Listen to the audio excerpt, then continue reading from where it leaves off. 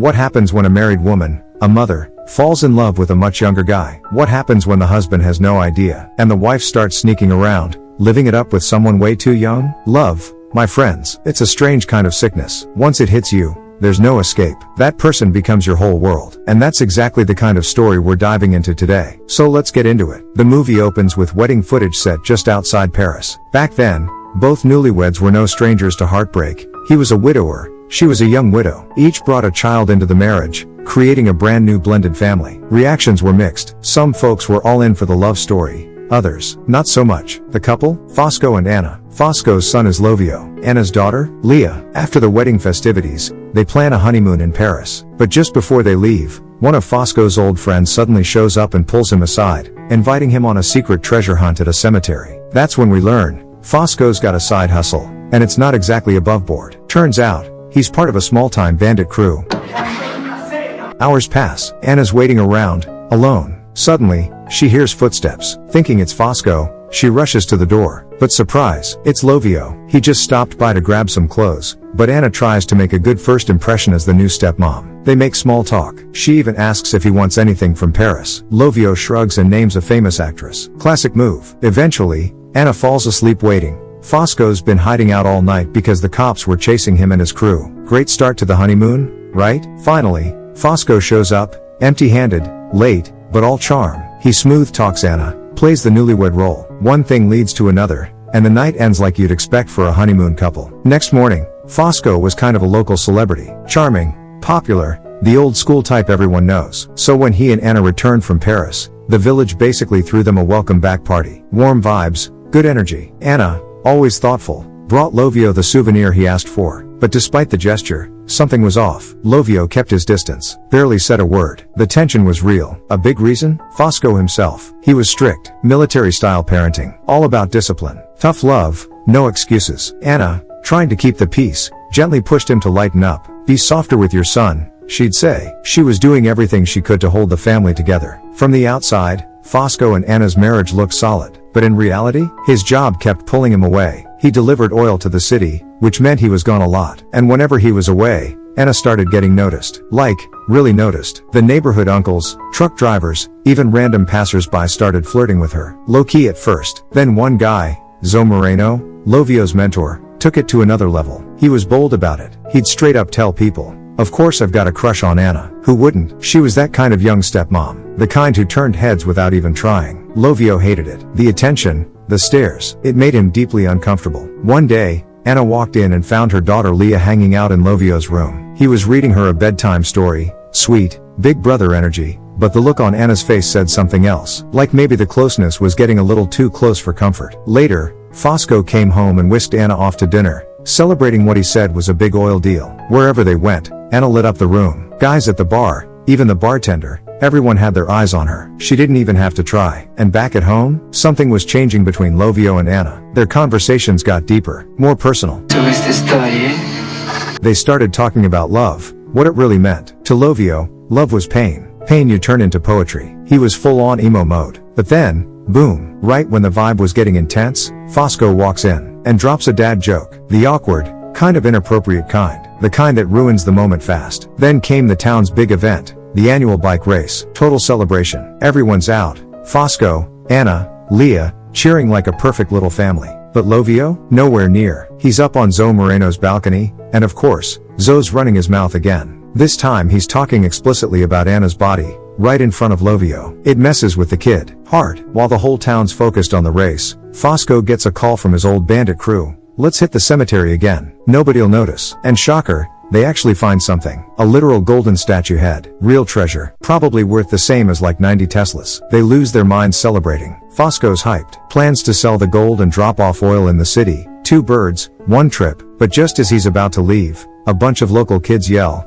"We want to see the gold head too." Fosco freezes. How do they know? He immediately turns on Anna, accuses her of spilling the secret. But she didn't. Small town life. News travels without anyone saying a word. Lovio tries to de-escalate. "It's not that deep," he says. But Fosco loses it. That harsh, intimidating version of him, the one Lovio hates, comes roaring back. Lovio's done. He walks out mid-dinner. Anna, trying to keep the peace, brings him food later. But instead of fixing things, it just makes the tension worse. That night, Fosco's in his head, spiraling, paranoid, anxious, probably guilty about the gold, the lies, the distance growing in his family. Anna, as always, tries to bring him back to reality. She's his anchor. Meanwhile, Lovio's out at the beach with friends. There's even a girl off in the distance, secretly crushing on him. But that night, Lovio tries to get close to Anna again. He even asked her to just think of him as a little brother or maybe a cousin, trying to erase that stepmom boundary, you know, and Anna, she plays along, says she. From there, things start getting blurry, way blurrier than they should. You know what I do? At one point, Anna and the neighbors are goofing off, splashing water, and just enjoying a hot, sunny day. Lovio accidentally gets hit with water by Anna, and instead of getting mad, he jumps in and starts playing, too. At first, it's all innocent fun, but something about the way Anna and Lovio keep gravitating toward each other. Yeah, things are starting to feel off. The tension's creeping in, quiet but undeniable. Meanwhile, the dynamic between Lovio and his little stepsister Leah, totally wholesome. One day, Leah tells Anna, "When I grow up, I want to marry Lovio." Anna just laughs. It's cute, totally innocent. They're family now, nothing weird about it. But that warm, happy family vibe? It disappears fast. Bad news hits hard. Fosco gets arrested in the city. Yep, the whole golden head situation finally caught up to him. Anna's wrecked, but she pulls herself together and heads straight to the prison. Fosco tries to play it cool. "I'm fine, don't worry about me," he says. But Anna knows him too well. He's not fine. And Lovio? He barely speaks, still carrying all that unresolved anger toward his dad. Later,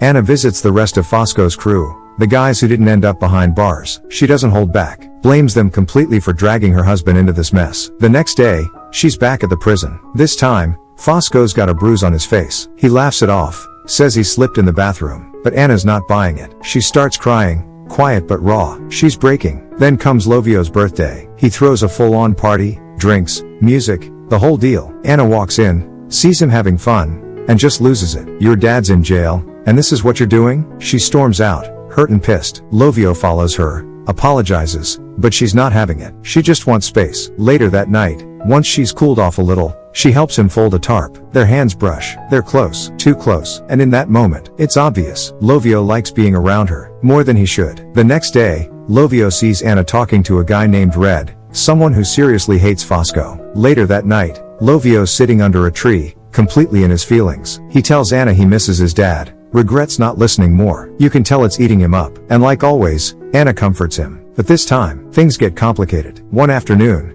Anna finds Lovio rubbing his eye. He got something stuck in it. Nothing serious. As a good stepmom, she gets close to help him out. Really close. Their faces are just inches apart. And for a second, everything freezes. You can literally feel Lovio's breathing shift. Something in the way he looks at her. Then boom. Now, pause for a second. You think Anna's going to slap him? Yell? Push him away? Drop your guess in the comments. What do you think is going to happen? And don't forget to subscribe to this channel. Nope. She gets caught in the moment. Lets it happen. Big yikes. After that, Lovio starts going full throttle. He's not holding back anymore, constantly trying to get close, pushing the line. Anna, she starts waking up realizing how twisted this whole thing is. Lovio doesn't stop. One time he even forces a moment with her. Lovio forcing himself. After that, Anna makes a big decision. Leah, her daughter, is no longer allowed to hang out with Lovio. She sees where this is heading and wants to slam the brakes. But Lovio, he's obsessed now. One night, he goes straight to Anna's room. Anna, this time, Anna freaks out. She's officially scared. Anna, that was it. She was done. The next day,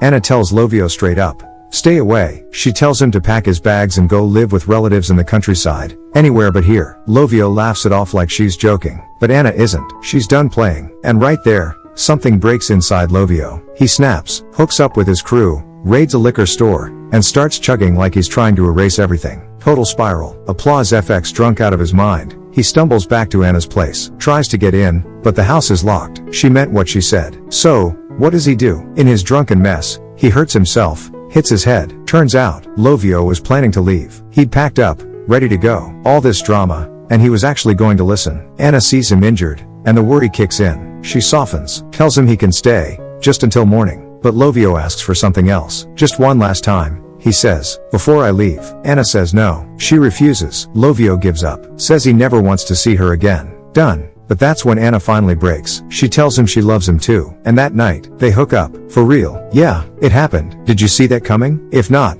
drop a comment. And hey, don't forget to hit that subscribe button. The next day, Anna visits Fosco in prison. She doesn't say a word, but her guilt, written all over her face. Fosco, meanwhile, starts facing his own demons. He misses Lovio, blames himself for being too hard, too strict. He thinks that's why his son drifted away. And when Anna gets back home, yeah, she and Lovio are still seeing each other, still tangled in this forbidden mess. But then, something new happens. A girl who's been crushing hard on Lovio suddenly shows up at the house. Maybe she's been noticing the weird vibe between him and Anna. Maybe she just knows. Either way, the secret's starting to leak. That only makes Anna and Lovio cling to each other harder. It's like they both know it can't last, but that just fuels the obsession even more. Then it happens. News spreads. Foss is getting out. He's coming home. Panic mode. Anna, totally torn, confesses everything to Foss's sister. Just lays it all out. But instead of judgment, she gets a warning. Keep it to yourself. If Foss finds out, he'll lose it. Then the big day arrives. Fosco comes home to a full-blown celebration. Music,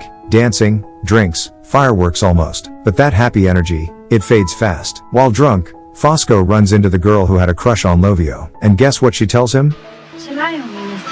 Yep, she told him everything. And from that moment on, Fosco changed. He didn't yell. He didn't blow up. He just went cold. You could tell, he knew. But instead of lashing out, he chose silence, maybe forgiveness, or at least something close to it. And just like that, Anna and Lovio ended it. No big fight, no dramatic goodbye, just quiet, aching heartbreak. That night, Anna and Fosco slept together, but there were tears. You could feel the pain just beneath the surface. Time passed. Days blurred into months. Months stretched into years. Lovio grew up, became a soldier. Eventually, he married a girl his own age, someone right for him, someone who made sense. And Anna? She stood at a distance, silent, still, just remembering every secret, every kiss, every moment they could never speak of again. What did we learn from this film? When you mix a beautiful stepmom, a hormonal teenage stepson, and no boundaries, you're not getting a love story. You're getting emotional landmines. Love isn't always pure. Sometimes it's loneliness in disguise. Sometimes it's just misplaced desire. Marriage isn't just about love. It's about dealing with baggage, kids, history, and the chaos they bring. And if you've got any movie recommendations, share them in the comments below.